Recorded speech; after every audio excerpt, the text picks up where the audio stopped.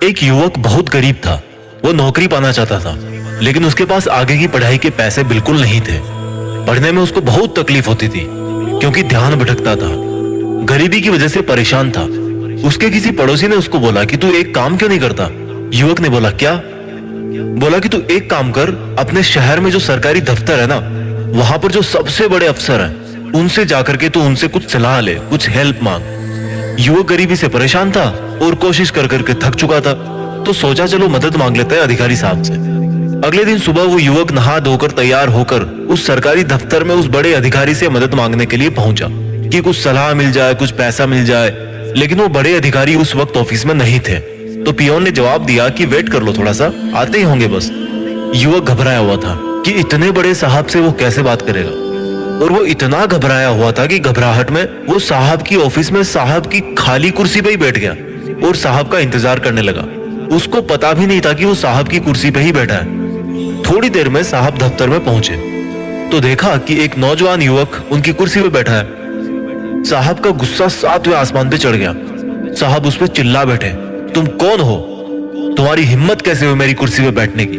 तुम इसके लायक नहीं हो, दफा हो जाओ यहां से, 2 कौड़ी के आदमी पता नहीं कहां से आ जाते हैं। युवक पहले से घबराया हुआ था, अब तो उसकी जान ही निकल गई थी। वो नजर झुकाकर हड़बड़ाता हुआ वहां से लौट करके वापस आ गया। उसको बहुत रोना आया, बहुत गुस्सा भी आया अपनी किस्मत पे। लेकिन इस पूरे घटनाक्रम की वजह से उसके मन में वो एक बीज पड़ चुका था जिसकी उसको बहुत समय से तलाश थी। उसके कानों में उस साहब की एक एक गाली गूंज रही थी। अब वो ठान चुका था कि अब चाहे कुछ भी हो जाए, मैं उस कुर्सी के लायक बन के रहूंगा। चाहे भूकंप आ जाए, दुनिया नष्ट हो जाए, चाहे मुझे भूखा सोना पड़े, पर मैं उस कुर्सी के लायक बन के रहूंगा। बस मुझे और कुछ नहीं पता, सिर्फ इतना पता है कि मैं उस कुर्सी के लायक बनने जा रहा हूं। लड़के ने दिन रात एक कर दी, खूब मन लगाकर पढ़ाई करी, मेहनत करी। वो एग्जाम में इतनी अच्छी रैंक लेकर के आया कि उसको अपनी मर्जी का वर्क प्लेस चुनने का ऑप्शन दिया गया, और उसने अपने शहर की वही ऑफिस चुनी जिस ऑफिस में उसकी बेइज्जती की गई थी। वो जब वहां पे अपने पहले दिन पहुंचा तो वो जो पुराने वाले साहब थे ना, जिनका रिटायरमेंट का टाइम आ गया था और जिनकी जगह लेने के लिए यह इतनी कम उम्र का युवक जा रहा था, उन साहब ने युवक की बहुत प्रशंसा की और एक सवाल पूछा कि जिस दिन मैंने तुम पर गुस्सा किया, उस दिन अगर तुम चाहते तो मुझे पलटकर जवाब दे सकते थे, क्योंकि मैंने तुम्हें बहुत भला बुरा कहा था, लेकिन तुमने ऐसा क्यों नहीं किया? उस युवक ने मुस्कुरा करके जवाब दिया कि सर, वैसे तो मैं उस दिन आपसे बहुत छोटा आदमी था, लेकिन अगर मैं फिर भी हिम्मत करके आप पर गुस्सा किया होता तो आज मैं आपकी इस कुर्सी के लायक कभी नहीं बन पाता। क्योंकि जो ताकत, जो हिम्मत मुझे इस कुर्सी के लायक बना पाई है ना, अगर मैं आप पर उस टाइम गुस्सा किया होता तो वो जो ताकत थी उसी वक्त वो बर्बाद हो जाती। उस क्रोध को, उस ताकत को मैंने संभाल कर रखा, मैंने पाल कर रखा कि मैं कैसे नहीं बन सकता इस कुर्सी के लायक। उस गुस्से वाले दिन से लेकर के आज तक मुझे वो आपकी सब गालियां याद रही, और आपकी उन गालियों की वजह से ही मेरे अंदर क्रोध बना। उनकी वजह से ही मैं कई रातें बिना सोए, बिना खाए भी मेहनत करता रहा। उस पुराने अफसर ने उसको बहुत शाबाशी दी और उस दिन के लिए माफी भी मांगी, और उस दिन से उस शहर को एक नवयुवक अधिकारी मिला जिसने क्रोध को सही काम में लेना सीखा। दोस्तों, मैं नहीं कहता कि आप गुस्सा कंट्रोल करो या गुस्सा ना करो। मैं आपको इतना जरूर कहना चाहता हूँ कि जब भी आपको गुस्सा है, आप उस गुस्से की ताकत को पहचानो। आप उस गुस्से को जिंदगी के सबसे बड़े मोटिवेशन में बदल दो कि अगर आज मेरा ये काम बिगड़ा है ना, जिसकी वजह से मुझे गुस्सा आ रहा है, तो मैं इतनी मेहनत करूंगा, इतनी अपनी औकात बढ़ाऊंगा कि ये जो दुनिया है इसकी कोई हैसियत नहीं होगी मेरा कोई काम बिगाड़ने की। मैंने कोई सर्वे तो नहीं किया, लेकिन जहां तक मुझे लगता है, और आपको भी शायद ऐसा ही लगता होगा, कि आपके जो 90% गुस्से के जो रीजन है ना, वो यार इतने भी बड़े नहीं है जितनी बड़ी आप उनके लिए रिएक्शन देते हो।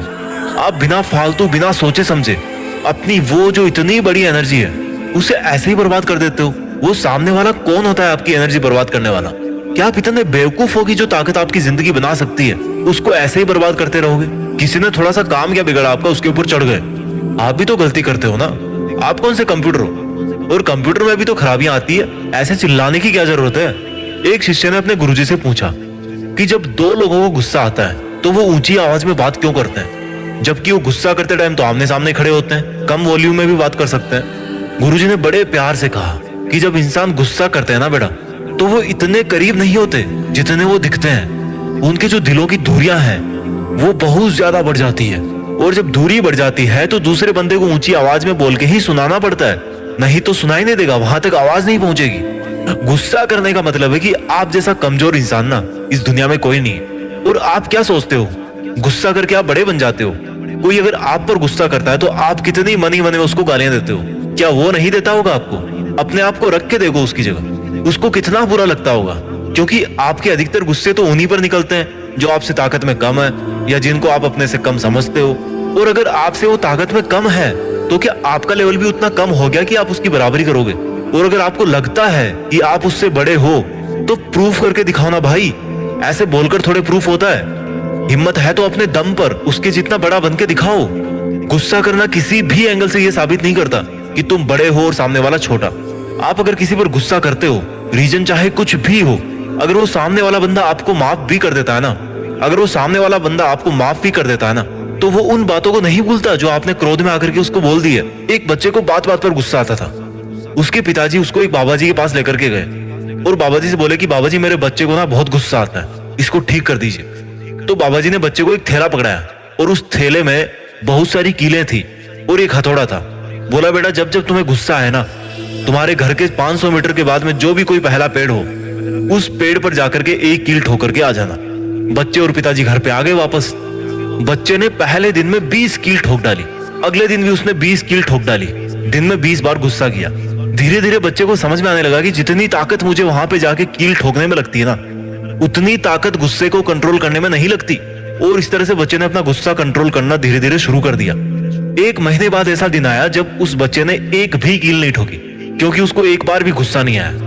बच्चा और उसके पिताजी खुशी खुशी बाबा जी के पास थैंक यू बोलने के लिए पहुंचे। बाबा जी ने बोला कि नहीं, अभी तो तुम्हारी आधी कक्षा हुई है, अभी जो मेन क्लास है ना वो तो तुम्हारी बाकी है। बोला क्या, गुस्सा तो करना मैं छोड़ चुका हूँ। बोला बेटा गुस्सा करना तुमने नहीं छोड़ा है, गुस्सा तुमने कंट्रोल करना सीखा है। गुस्सा तुम्हें अब भी आ रहा है लेकिन तुम उसको कंट्रोल कर ले रहे हो। अब कल से जब भी तुम्हें गुस्सा आए और तुम उसको कंट्रोल कर लो, और जब तुम्हें पता पड़े कि मैंने गुस्सा कंट्रोल कर लिया है, तब तब उस पेड़ के पास में वापस जाना और एक कील वापस निकाल करके ले आना। जब जब तुम्हें गुस्सा आए और तुम उसको कंट्रोल कर लो, तब तब एक एक कील वापस निकाल के ले आना। और जब तुम्हारा वो बैग वापस भर जाए तब मेरे पास में वापस आना। बच्चा सोचा क्या आफत आई है यार, गुस्सा करना मैं तो छोड़ चुका था। बट कोई नहीं, बाबा जी ने गुस्सा कंट्रोल करना सिखाया तो चलो इतना और कर देते हैं, क्या दिक्कत है, 1 महीना और लगेगा। बच्चा और उसके पिताजी वापस घर आ गए। अब बच्चे को जब जब भी गुस्सा आता और बच्चा जब जब गुस्सा कंट्रोल कर लेता, तब तब वो उस पेड़ के पास में वापस जाता और एक कील निकाल के ले आता। लेकिन वो जो एक कील निकालता था उसमें उसके पसीने छूट जाते थे, क्योंकि कील को ठोकना आसान है, निकालना बहुत मुश्किल है। कई बार तो वो बिना कील को निकाले वापस लौट के आता था, क्योंकि उससे वो कील निकल ही नहीं पाती थी। ऐसे करके 1 महीने से भी ऊपर वक्त बीत गया।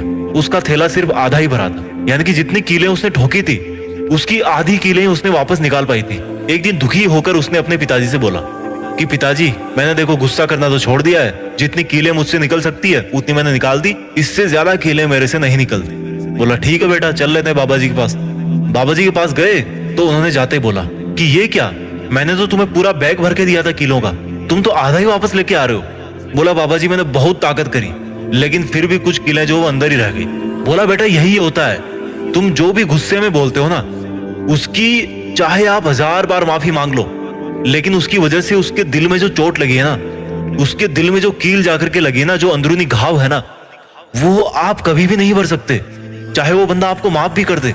और जो कील के निकलने की वजह से जो वहां पे छेद बन गया है, उसकी वजह से आपका जो विश्वास है ना, आपका जो रिलेशन है वो कमजोर पड़ जाता है। बच्चे को अब पूरी तरह से समझ में आ गया। उसको बहुत पश्चाताप हुआ कि मैंने क्यों अपनी जिंदगी में इतना ज्यादा गुस्सा किया। अपने गुस्से को उस वक्त कंट्रोल करना मुश्किल हो जाता है जब वो आ रहा होता है। अगर उसको कंट्रोल करना है ना, तो वो जब गुस्सा आपके अंदर भरना शुरू हो, आपको उसी वक्त रोकना है। अब रोकने का मतलब ये नहीं कि सामने वाले पर चिल्लाए तो नहीं, पर रूम में आकर के अपने आप को बंद कर लिया, बात नहीं कर रहे, मुंह फुला लिया, बिस्तर से उठ नहीं रहे। ये भी तो एक गुस्सा है ना। ये क्या आपकी और अगले वाले की एनर्जी को वेस्ट नहीं कर रहा? गुस्से में चिल्लाओगे तो बाद में पछतावा होगा, और गुस्से में अगर अपने आप को सबसे अलग कर लिया, नाराज हो गए, तो भी तो भैया नुकसान है। गुस्सा चाहे मन में रखो या सामने वाले पे रखो, फायदा किसी में नहीं है मेरे भाई। इसलिए अब मैं आपको एक तरीका बताने वाला हूं जिससे आपके 90% गुस्से छूट जाएंगे, और वो जो 10% फिर बचेंगे ना, वो मैं आपको बताऊंगा कि उनको कैसे काम में लेना है। तो सबसे पहले बात करते हैं कि आप जो डेली लाइफ में गुस्से करते हो, आपके अधिकतर गुस्से हैं, उनको कैसे छोड़ें। छोड़ने के लिए इसका अंदरूनी कारण आपको समझना पड़ेगा। गुस्से का कारण है अपने आप को परफेक्ट समझना। या मान लो आप परफेक्ट हो किसी में भी, किसी भी काम में, किसी भी जगह आप परफेक्ट हो, पर आपकी एक गंदी आदत है कि जो आपके साथ में है ना वो भी परफेक्ट होने चाहिए। क्यों भाई, अगर वो भी आपकी तरह कोई गलती नहीं करते तो आप में और उनमें क्या फर्क रह जाता। आपको समझना है कि लोगों से हो जाती है गलतियां, और जब गलतियां होती है और आप उन्हें जब माफ कर देते हो तो आपकी जो इज्जत है ना वो सामने वाले की आंखों में और ज्यादा बढ़ जाती है। अब आप बोलोगे कि अगर यार सामने वाला बंदा बार बार गलती करे तो क्या, तो गुस्से की एक्टिंग कर लो, गुस्सा मत करो, केवल उसकी एक्टिंग कर लो। जैसे बच्चे कोई गलती करते हैं तो क्या उनकी गलतियों को दिल पे लेते हो? उनको डराने के लिए तो उनको चांटा दिखाते हो ना। तो बड़े होकर दिल पे लेना क्यों सीख गए? ज्यादा समझदार हो गए क्या? अगर छोटा बनने से फायदा हो रहा ना तो भाई छोटे बन जाओ, कोई दिक्कत नहीं है। लाइफ में जितना याद रखना जरूरी है उतना ही भूलना और माफ करना भी जरूरी है। अगर आपको लग रहा है ना कि अगर आपने गुस्सा नहीं किया सामने वाले पे तो कुछ बहुत बड़ी गड़बड़ हो जाएगी, किसी का बुरा हो जाएगा, तो आपको वहां पर रिस्पॉन्ड करना ही पड़ेगा, रिएक्शन नहीं देनी। ध्यान रखना, रिस्पॉन्ड करना है। जहां पर इमोशन जुड़ जाते हैं ना, बातें जब दिल पे टच होने लगती है ना तो वहां पे भाई दिक्कत होती है। सांसें फूलने लगती है, पैर कांपने लगते हैं। आपको रिएक्शन नहीं देनी, रिस्पॉन्ड करना है, सिर्फ एक्टिंग करनी है। केवल उस एक्सेप्शनल केस में जिसमें अगर आपने सामने वाले को नहीं रोका, उसको आपने गुस्से से नहीं दबाया, तो जैसे मान लो वो किसी का गला पकड़ सकता है, किसी को मार सकता है, सिचुएशन से आपको समझ में आ जाएगा। और जब आपको रियल वाला गुस्सा है या आपका दिल बहुत दुखी हो, जो हजारों गुस्सों में से कोई एक गुस्सा होता हो, तो वो जो गुस्सा है ना, उस गुस्से को आपको अपने सबसे बड़े मोटिवेशन में बदलना है। जैसे मान लो किसी ने आपकी बहुत बड़ी बेइज्जती कर दी, तो आपको सोचना है कि ऐसा क्या नहीं है मुझ में कि मुझे ये दिन देखना पड़ा। गुस्सा दिखाना है तो केवल एक्टिंग करो। अगर गलती से आ भी गया, क्योंकि एक नॉर्मल इमोशन है, जैसे हम हंसते हैं, हम रोते हैं, दुखी होते हैं, तो उसी तरह से ये भी एक तरह का इमोशन है। तो अगर गुस्सा आ भी गया गलती से, तो उसको यार सही जगह पे काम पे लगाओ ना। यार कपड़े धो लो, जिम में चले जाओ, गुस्से को ही बर्न कर दो पसीने से। फायदा भी हो जाएगा, किसी का नुकसान भी नहीं होगा और गुस्सा भी शांत हो जाएगा। जो एड्रेनलिन और कार्टिसोल हार्मोन होता है ना, वो बनता है आपकी बॉडी में जब आप गुस्सा करते हो। वो आपकी मसल्स में बहुत काम करवाने वाली ताकत भर देता है। एक बार उसको काम में लेकर के देखो, बहुत सारा फिजिकल आउटपुट आएगा। लेकिन ये क्या तरीका है? गाली दे दी, नाराज हो गए, खाना नहीं खा रहे, सो नहीं रहे, या सो ही रहे हो, मुंह फुलाकर बैठे हो। ये जो आपके अंदर ओवर सेल्फ एस्टिमेटेड सेंस है ना, उसको यार कम कर लो थोड़ा। आपका जो काम बिगड़ने पे गुस्सा आता है, उस काम को बिगाड़ने वाला रीजन इतना स्पेशल नहीं होता। जितनी बड़ी आप रिएक्शन देते हो, उस रीजन पे आपको कभी गुस्सा नहीं आएगा। केवल उससे आपका जो काम बिगड़ा है, उस काम के बिगड़ने पे आपको गुस्सा आता है। आई होप जीत फिक्स के इस वीडियो ने आपके अंदर एक शांति की शुरुआत जरूर करी होगी। इस वीडियो को उस व्यक्ति को जरूर दिखाना जो आपके जान पहचान का है और गुस्सा बहुत करता है, क्योंकि उसको भी नहीं पता कि गुस्सा उसको कैसे अपने वश में कर रखा है। स्वस्थ रहिए, शांत रहिए और आगे बढ़ते रहिए। मैं मिलता हूं आपसे अगले वीडियो में। जय हिंद, वंदे मातरम।